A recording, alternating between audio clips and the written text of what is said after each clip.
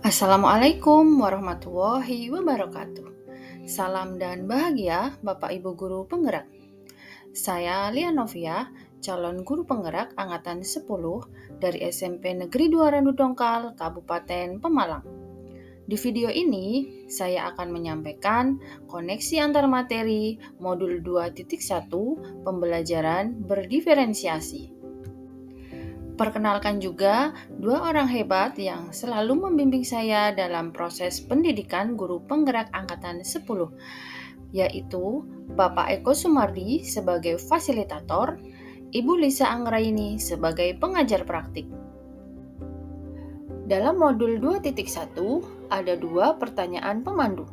Pertanyaan pemandu yang pertama, buatlah kesimpulan tentang apa yang dimaksud dengan pembelajaran berdiferensiasi dan bagaimana hal ini dapat dilakukan di kelas.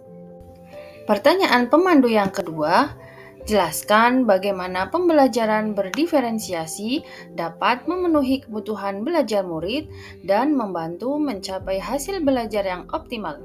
Jelaskan pula bagaimana Anda melihat kaitan antara materi dalam modul ini dengan modul-modul lain di program pendidikan guru penggerak. Berdasarkan pertanyaan pemandu yang pertama, apa yang dimaksud dengan pembelajaran berdiferensiasi dan bagaimana hal ini dapat dilakukan di kelas? Pembelajaran berdiferensiasi adalah serangkaian keputusan masuk akal atau common sense yang dibuat oleh guru yang berorientasi kepada keputusan murid. Pembelajaran berdiferensiasi dapat dilakukan di kelas dengan langkah-langkah sebagai berikut. Yang pertama, merumuskan tujuan pembelajaran. Yang kedua, memetakan kebutuhan belajar berdasarkan kesiapan belajar, minat, dan profil murid. Yang ketiga, menciptakan suasana belajar yang kolaboratif dan positif. Yang keempat, melakukan penilaian yang berkelanjutan atau ongoing assessment. Dan yang kelima, melakukan diferensiasi konten, produk, dan proses. Yang pertama, diferensiasi konten. Dalam diferensiasi konten mencakup pengetahuan dan keterampilan. Diferensiasi konten adalah mendiferensiasikan materi pembelajaran kepada siswa berdasarkan kebutuhan, dilihat dari kesiapan belajar murid secara konkret abstrak, minat belajar murid dengan mempersiapkan topik atau materi sesuai minat siswa. Profil belajar siswa sesuai gaya belajar yaitu audio, visual, dan kinestetik. Yang kedua, diferensiasi proses. Dalam diferensiasi proses mencakup ragam, tahap, dan jalur. Diferensiasi proses adalah usaha untuk membantu siswa memahami materi pembelajaran dengan memberi beberapa kegiatan atau scaffolding sesuai dengan kebutuhan siswa. Yang ketiga, diferensiasi produk. Mencakup kesempatan, demonstrasi, dan pemahaman. Produk berupa tagihan atau hasil yang diharapkan dari siswa setelah proses pembelajaran, baik berupa hasil tes, presentasi atau diskusi, pertunjukan, pidato, diagram, dan lainnya yang mencerminkan pemahaman siswa dari tujuan yang diharapkan dalam pembelajaran. Pertanyaan pemantik yang kedua, bagaimana pembelajaran berdiferensiasi dapat memenuhi kebutuhan belajar murid dan mencapai hasil belajar yang optimal?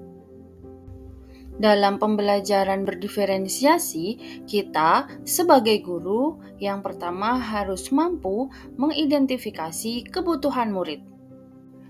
Kebutuhan murid itu terdiri dari kesiapan belajar murid, cepat atau lambat, konkret atau abstrak, mandiri atau bantuan. Yang kedua, minat murid. Dan yang ketiga, profil belajar murid mencakup gaya, kecerdasan, dan latar belakang murid.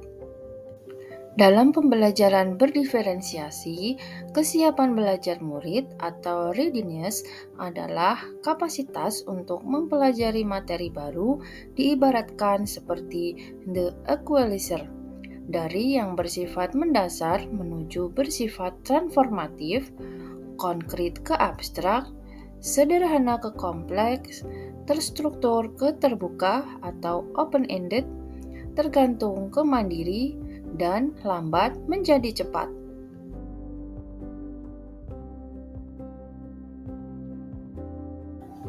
Yang kedua, minat murid. Untuk mengetahui minat murid, langkah yang pertama adalah cocokan. Mencari kecocokan antara minat murid dengan tujuan pembelajaran. Yang kedua, koneksikan. Menunjukkan koneksi antar materi pembelajaran. Yang ketiga, jembatani. Menjembatani pengetahuan awal murid dengan pengetahuan yang baru. Dan memotivasi. Guru memungkinkan tumbuhnya motivasi murid untuk belajar. Dalam profil belajar murid, yang pertama perlu mengidentifikasi preferensi lingkungan belajar, misalnya suhu, cahaya, terstruktur atau tidak struktur. Yang kedua, pengaruh budaya, misalnya santai atau terstruktur, pendiam atau ekspresif, dan personal, impersonal. Yang ketiga, gaya belajar. Gaya belajar mencangkup visual, auditori, dan kinestetik. Gaya belajar visual atau melihat, misalkan gambar, diagram, atau peta konsep. Gaya belajar auditori, mendengar, murid misalnya membaca dengan keras atau mendengarkan musik. Dan gaya belajar kinestetik atau bergerak, misalkan belajar sambil bergerak. Yang keempat, multiple intelligence. Kecerdasan visual spesial atau musikal, interpersonal, naturalis, dan logis matematika. Kebutuhan belajar murid pun dapat diidentifikasi berdasarkan cara-cara berikut ini. Yang pertama, mengamati perilaku murid. Yang kedua, mengidentifikasi pengetahuan awal. Yang ketiga, mereview dan melakukan refleksi terhadap praktik pengajaran. Yang keempat, berbicara dengan guru murid sebelumnya. Yang kelima, membaca rapot murid di kelas sebelumnya. Dan yang keenam, menggunakan berbagai penilaian formatif dan diagnostik. Pertanyaan pemantik yang kedua, jelaskan bagaimana Anda melihat kaitan antara materi dalam modul ini dengan modul lain di program pendidikan guru penggerak. Keterkaitan modul 2.1 pembelajaran berdiferensiasi dengan modul 1.1 yaitu berdasarkan pemikiran Ki Hajar Dewantara, pendidikan adalah menuntun anak sesuai kodrat alam dan zaman dengan berpihak pada murid sesuai perkembangan minat, bakat, dan potensi anak. Hal ini berkaitan erat dengan pembelajaran berdiferensiasi yang bertujuan memberikan pembelajaran kepada murid dengan cara memetakan kebutuhan murid sesuai kesiapan belajar, minat belajar, dan profil belajar murid. Menurut Ki Hajar Dewantara, belajar merdeka itu berarti merdeka atas diri sendiri. Minat dan bakat siswa itu harus merdeka untuk berkembang seluas mungkin. Dan konsep itu yang dibawa oleh Ki Hajar Dewantara bagi bangsa ini dengan harapan tidak tergerus oleh perkembangan zaman. Dan semboyan Ki Hajar Dewantara yaitu Tutwuri Handayani. Guru menghargai dan mendorong potensi yang dimiliki oleh siswa, maka guru harus melihat keberagaman, intelektual, bakat, minat, motivasi belajar, gaya belajar yang dimiliki oleh siswa. Yang kedua, keterkaitan modul 2.1 dan modul 1.2. Keterkaitan dengan nilai dan peran guru penggerak bahwa pembelajaran berdiferensiasi dapat mewujudkan merdeka belajar apabila guru penggerak telah memiliki nilai guru penggerak dan menerapkan peran guru penggerak.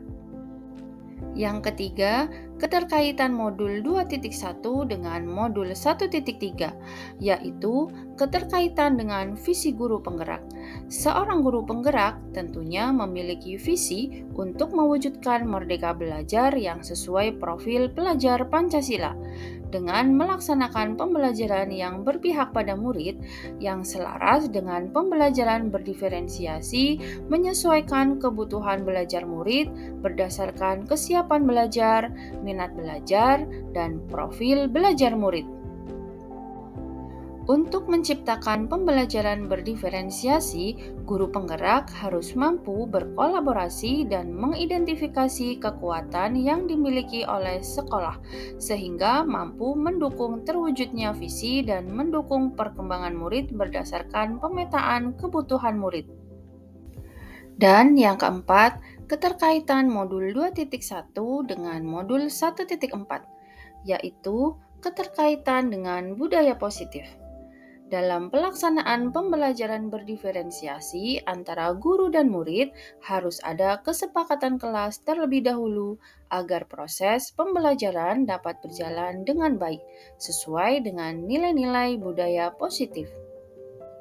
Demikian pemaparan koneksi antar materi modul 2.1. Terima kasih. Wassalamualaikum warahmatullahi wabarakatuh. Salam dan bahagia Bapak Ibu Guru Penggerak.